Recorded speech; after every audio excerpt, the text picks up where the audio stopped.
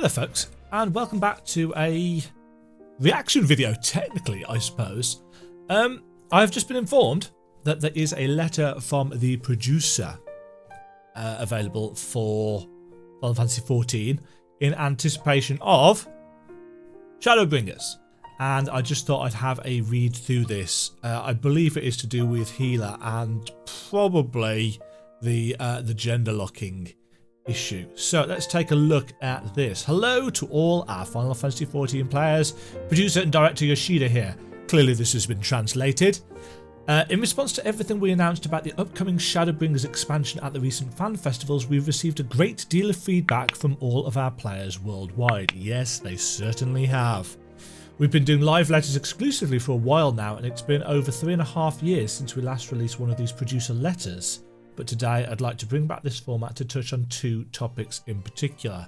Hela, gender locking. And I'm going to guess that they will say exactly the same thing that they've been saying up until this point. There's not going to be any male Viera. There are not going to be any female Hrothgar. They will tell us why. In story related reasons. And they will tell us why in terms of the actual amount of work that it involves. And also Hela, it's going to be due to Hela balance, the fact that they struggled really hard to balance Astrologian. Guesswork. Let's take a look. Why a new Hela was not added with Shadowbringers. Prior to the Tokyo Fan Festival, many of you anticipate that we'd be announcing the addition of a new Hela job. Not just actually that we'd be announcing a new Hela job, but that Dancer would be that Hela. I suspect this was encouraged by the fact that we had just revealed Gunbreaker a new tank job. Yeah, and the last time they introduced a tank job was back in Heaven's Ward, when of course they released Dark Knight and Astrologian. When we debuted Dancer as a physical range DPS job, there were many who welcomed the news, myself included, but others who wondered why no new Hela had been added. After internal discussion about how to balance the game as a whole, we determined that we should not add a new Hela with this expansion. 3 key factors which informed this decision. Number 1, only 2 new jobs could be added with Shadowbringers. The more jobs that they add, everything just multiplies in terms of workload. The release of a new expansion is invariably accompanied by the raising of the level cap, which means that in addition to adding new jobs, we need to add new actions for existing jobs, as well as review and rebalance current actions. And that's what I mean about it multiplying. The more jobs they have, every time they raise the level cap, everything needs expanding and rebalancing, not just the 2 new jobs that get added. With the exception of the Blue Maid Limited job, there are 15 jobs, 17 with the addition of Gunbreaker and Dancer. While the development team and I myself deliberated prioritising the addition of new jobs, after considering our update release schedule, we concluded that 2 new jobs was our limit. Therefore, we had to pick certain roles over others. And I'm sure a lot of people will say to this, oh, can't you just hire more developers? Can't you just throw more money at it? It doesn't work that way. Throwing money at things doesn't necessarily fix the problems. It's an exponential curve of, you need people trained to work with the tools to understand the code. Just throwing money at it will, over the long term, sure, work to that, but it's just not enough. So we had to pick certain roles over others.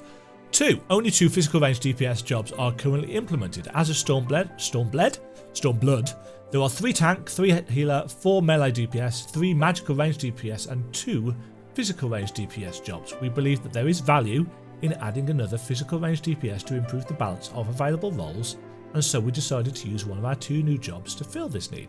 I've been leveling Bard and Machinist, and I've been quite enjoying leveling Bard. Machinist I haven't quite got to grips with. There's something about the kind of randomness of the buffs accompanying its basic shots that doesn't quite click with me, but Bard I'm quite enjoying. So having a third option to play as ranged DPS will be, for me, quite exciting. But I do appreciate, as I'm sure they do, that it's not pleasing everybody. Present balance between tanks and healers. Since we currently have 4 melee DPS jobs, we decided to hold off on developing another and instead added a new tank. Yes, that does make sense. Tanks in 14 are often utilised in either a main tank or off-tank role. However, we currently have an odd number of tank jobs, and we felt that it would be easier to balance them moving forward if we have an even number of tanks, which is why we went with Gunbreaker in the end. Moreover, ever since we added Astrologian with Heaven's Ward, we have had considerable difficulty in balancing it, along with White Mage and Scholar. It's nice that they've come out and admitted that. It's not the first time that they have admitted that fact, but it is nice that they continue to express their failings in that regard. This idea about tanks being utilised as a main tank or off-tank role, and therefore they've added an extra tank. I don't know whether that means that they are going to balance, for example, Paladin and Warrior as main tank and Gunbreaker and Dark Knight as off-tank, but still allowing all four of them to do dungeon-related content, because otherwise that would be daft. But since I don't do much in the way of raiding anyway, I'm unsure as to what to think about that. I need more info, and I don't know whether this is going to provide it, because it's, as you can see here, this isn't going to go into tank balance. That'll come later on in May, I suspect, when we get the battle rework thing. I think it's the 24th that we're getting that. Oops. Thanks, Jeremy. Moreover, ever since we added Astrologian with Heaven's Ward, we have had considerable difficulty in balancing it along with White Mage and Scholar. Rather than exacerbate a complex situation by adding 4th healer to the mix, we decided to instead prioritise balancing the 3 existing healer jobs at this time. That said, we understand that there is a strong desire for an additional healer, and so we will bear this in mind when designing new jobs in the future. I can pretty much guarantee you that we will be getting a new healer next expansion. I strongly suspect that they are not naive enough to try and get away with the backlash. I think would be incredible if they didn't add a healer next time. I suspect a healer and a melee DPS, or a healer a healer and a magical range DPS, because that would bring us up to 4 healers and 4 magical range DPS, 4 tanks, 4 melee, 3 physical ranged. So yeah, calling it now, prediction for 6.0, new healer, new ranged magical DPS. If they want to try and use this numbers as a balancing reason, excuse. So yeah, nothing massively surprising there. Regarding the gender of Viera and Hrothgar, this has been a massive thing. And even now, if you go onto the FF14 Facebook page or the FF14 Instagram account, every single thing they post, it's like, male Viera when. You know, people posting that all the time. It's not huge numbers, but there are people saying, you know, male Viera when, male Viera when. And I'm assuming this is going to say maybe someday in the future, maybe never. The cost.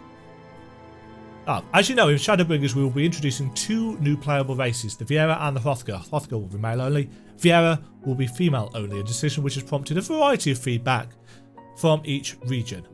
A lot of negative, a lot of positive as well. As a species, we do tend to focus on that negative, that outrage culture. How dare we not be able to play Bunny Boys? I'd like to elaborate on why we decided to proceed in this fashion. The cost of developing a new race. In FanFest keynote speech, I stated that this will likely be the last time we add new playable races to 14. I think a lot of people didn't understand why that was.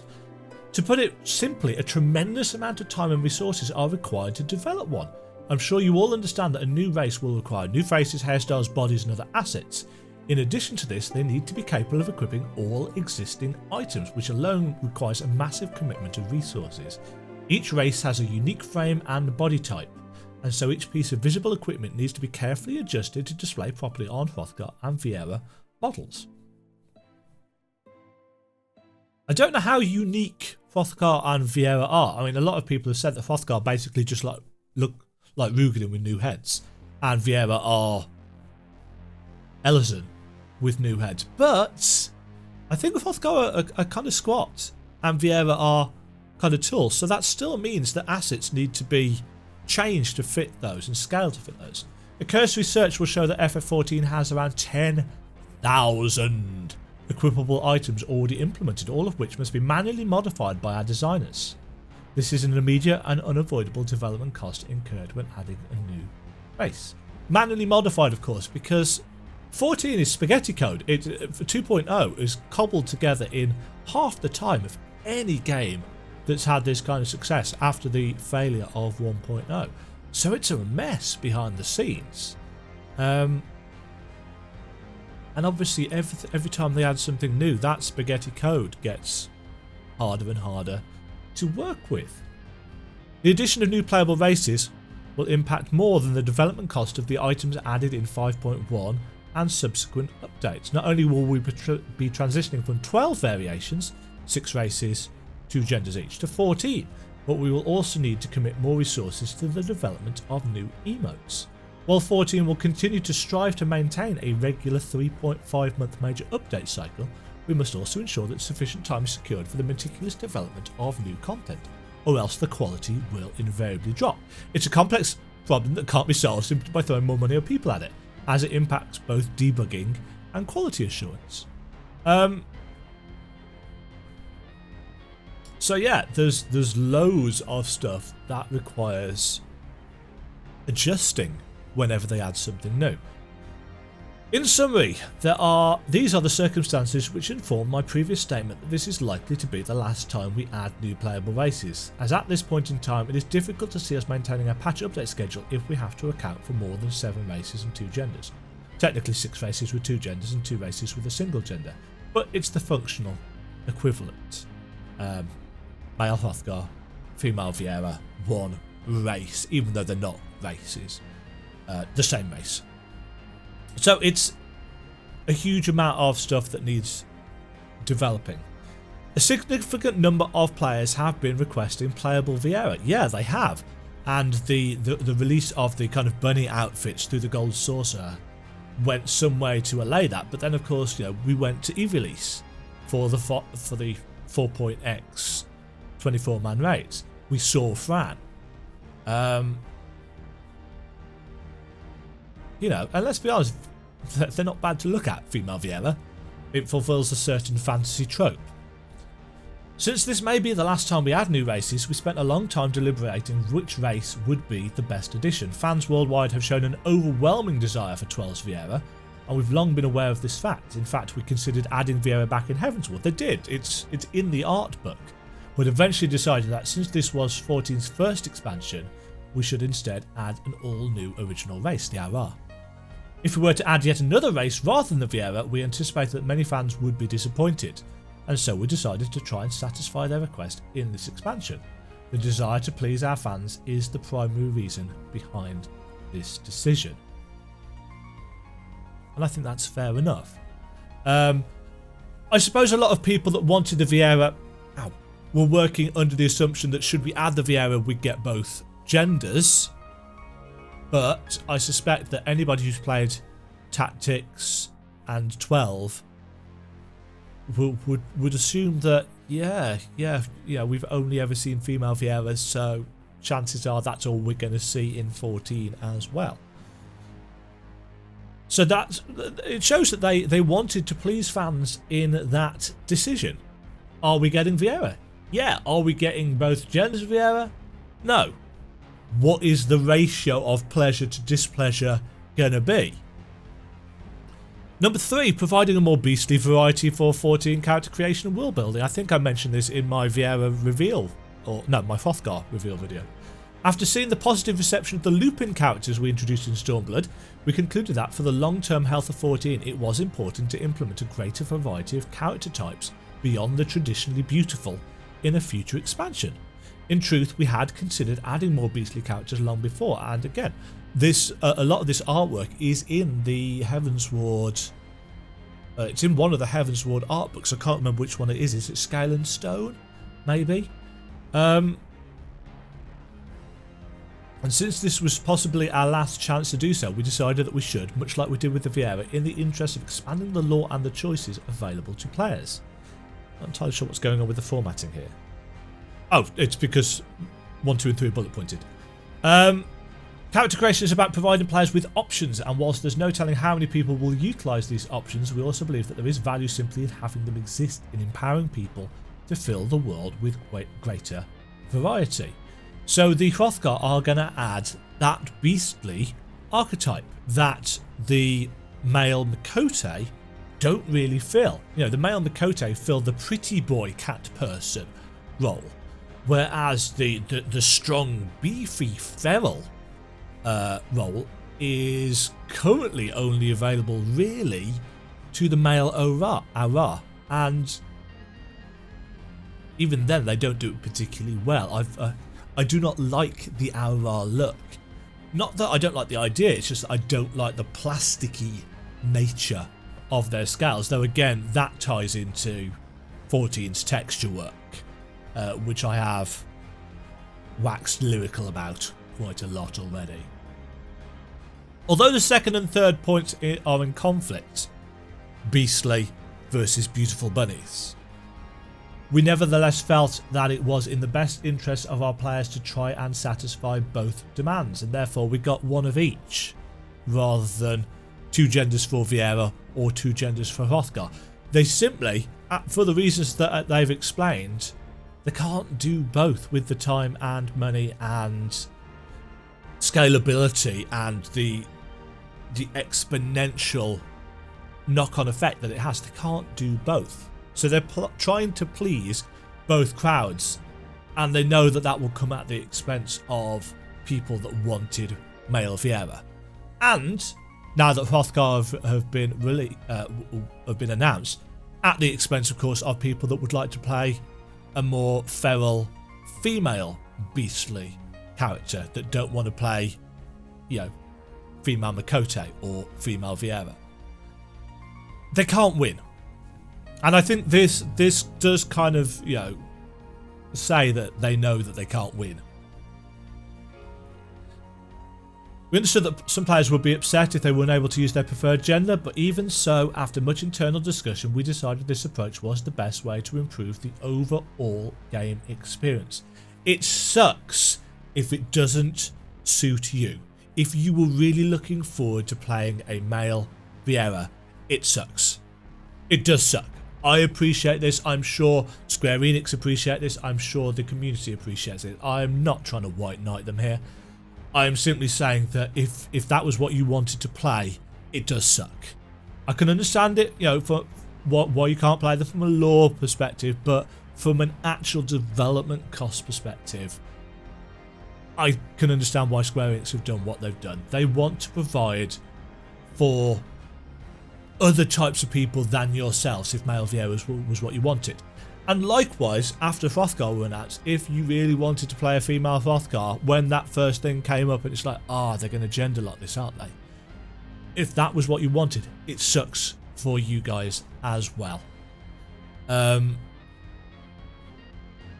equally, it pleases a lot of people that wanted to play a more beastly role. It swings and roundabouts. Guys, it does suck. I appreciate that. But we've now got 2 more options rather than just one. A pretty boy, a pretty bunny race, or a savage feral race. We've got both. We don't have as many options in both, but we have both. And in terms of balance and story possibilities and development costs, I'm kind of with Square Enix on this one, in that it's the best that they could do. We could have decided to implement only male and female Viera, or only male and female Hrothgar. However, we instead went with an approach intended to expand the possibilities in multiple ways. As you play through Shadowbringers, you'll learn that both male and Viera and female Hrothgar exist. That both male Viera and female Hrothgar exist. While you won't meet any in person, so we're not going to see them. They are not developing the models for them, or if they are, they're doing it on the sly, and they're certainly not announcing it. While you won't meet any in person, if we developers can find a way to address the various problems which are preventing us from implementing them, the scalability, the development cost, the armour, then perhaps someday you'll be able to see them for yourself. I want to be clear that this does not mean it will eventually happen and that I cannot make any promises at this time. I hope you will understand and bear with us. They realise there's been a backlash. They do realise there's been a backlash. They're not dumb. They're not blind. Yeah. I hope you will understand and bear with us. I hope people will understand. I hope that a lot of the outrage has died down. But this may just kickstart it all the more. I don't know. Be interesting to see what the comment section under this video is like. The comment section under my Hrothgar reveal was, I think, my most commented video that's on my channel. And I know it's a small channel, but there were a lot of people on both sides, on all sides, pissed off, happy, all over the shop. Addendum. Ooh, we've got some screenshots down there. Let's cut those off for a second. Addendum. On adding younger looking playable characters. Among some of the feedback we received were requests for playable characters that resembled young boys and girls.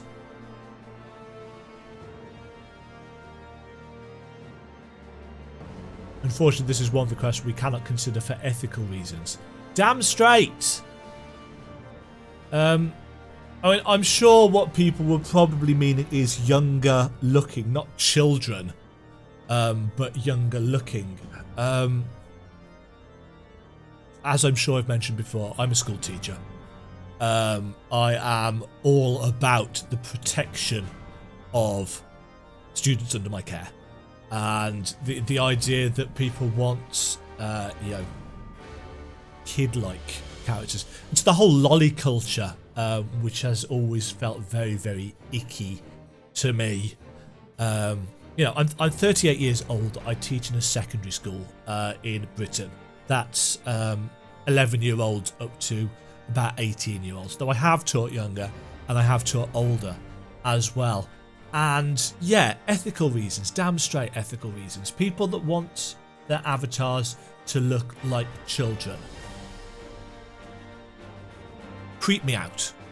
Sometimes in videos like this, you have to shy away from offering kind of strong opinions like this. But, you know, if that's what you guys like playing, that's, in my opinion, weird.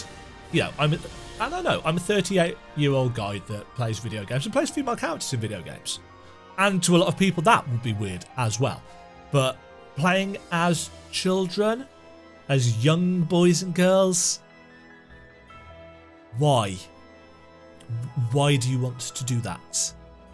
I mean, if you are a 13, 14, 15-year-old, are you even allowed to have a subscription to Final Fantasy XIV? Don't you need to be 16? Because doesn't it require a credit card?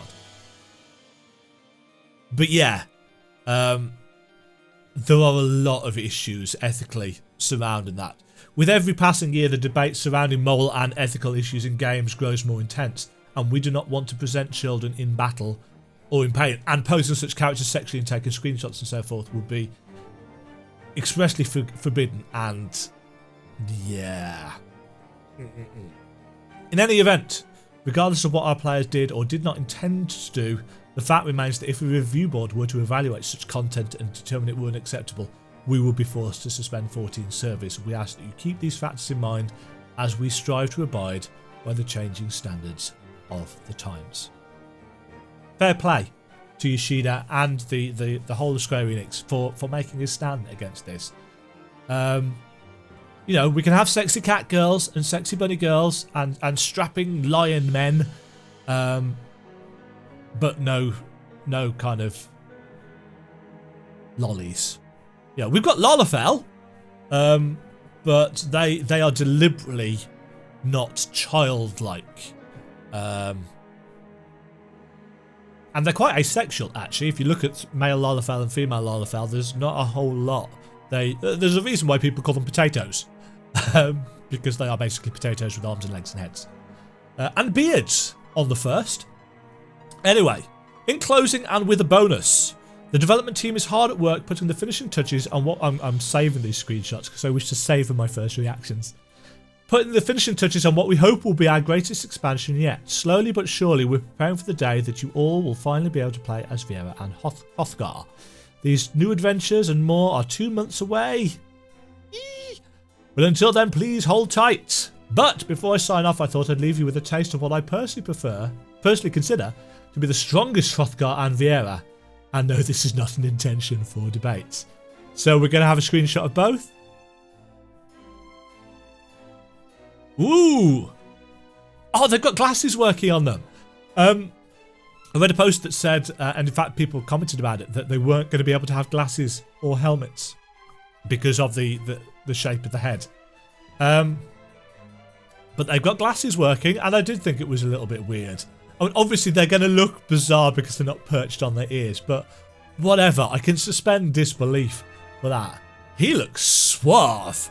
And actually, I think they've been working on the fur and stuff because it looks a lot better in this than it did in the Hrothgar reveal. Although, as I think I said in the Hrothgar reveal, the lighting did not help it. And... oh, yes. Viera Paladin. You've still got the kind of pixely problem that you have on all of 14's textures. And even on the design on the chest there, it's so frustrating. You know, it's 2019. WoW does better textures than this. Obviously, it does have a high polygon count. It's like Final Fantasy XII has better textures than this. As you may remember from the Tokyo Fan Festival keynote, I mentioned that due to the special design of the Hrothgar and Viera heads, equipable headgear would not display. Glasses and so forth would not display either at first, but after seeing how many people called for us to do anything to address this after the announcement, the character team took it upon themselves to use their spare moments to make it possible without telling me. More than 540 such items were carefully modified by our designers so that all would display correctly with our new face models. /salute. Good on you, guys. Every day the 14 development team strives to make the impossible possible. Together we've taken another step forward and surmounted yet another hurdle we once considered impossible. We hope you'll continue to support us as you experience everything the world of Final Fantasy XIV has to offer. I'll see you all in the next letter for the Producer Live and other upcoming events. That, of course, is due to be on the 24th of May, which is 2 weeks today, in fact. Which is the last day of term for me. So it will be the start of my half-term holiday. So I'll have plenty of time to sit down and take a look at that. And then I'm going to Comic-Con in London. So I'll have to do it all on one day. So there we go. I am still satisfied with the explanations being given. I know some people are still going to be massively disappointed. Sound off, folks, if you are disappointed in the comments. If you're one of the people that was outraged by the lack of male Viera, the lack of female Hrothgar, and the absence of a new healer job, in the comments tell me whether this has helped change your mind, helped calm you. Do you understand now the reasoning behind? Do you not care about the reasoning behind and you just want a new healer and you want it now, or you want your male Viera and you want them now? Is it still that big a deal for you? Have you unsubscribed? Are you not coming back for Shadowbringers despite all the other good stuff that has been announced? I think it would be a shame if that is the straw that has broken your back. A shame, but an understandable shame nonetheless. So that's the letter from the Producer LXII. What is that? 62? Is L 50? My Roman numerals are really rusty. I'll put it up on the screen, whatever that is. I hope you've enjoyed this, I was going to say patch notes reading, this letter reading. Do sound off. Let's have a conversation in the comments as to your opinions on this. I've hopefully made my opinions very clear as we've gone through what has now amounted to a 30-minute video. Oops. Thanks very much for watching, everybody. Catch you all next time. Cheerio. Thank you very much for watching. If you enjoyed the video, click the like button and subscribe. Remember to ring the bell notification icon to get notified when new videos go live. And until next time, toodle pip.